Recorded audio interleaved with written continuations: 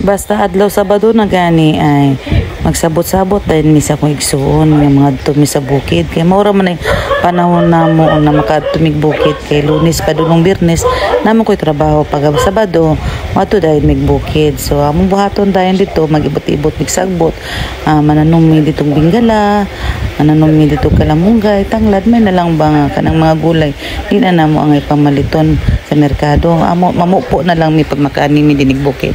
Kung magsugba-sugba dayon mi ang style dayon namo din ay magbudol fight dayon mi din. Pag busog na magigdahigdan na dayon mi kay presko man kay hangin din sa bukid. So mga on sa tanin nyo guys. So man di mo sudan na mo nagsubay mi karne, isda na pud mi pasayan. Ay dili na uso plato-plato din ni pati baso kay may tubig din sa bukid. Mga on sa ta.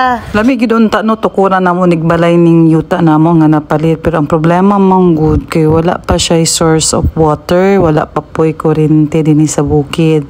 So matud pa nila 5 years from now haya pa gyud in taon makakuryente o makatubig kini nga area. 5 years from now sad siguro no mao na sad siguro pud ni ang time nga dili na ko kinahanglan pa mag-work kay murag kapoy na gid kaayo no para asa pa man mag-work and then na may mga source of income mga kong mga anak no.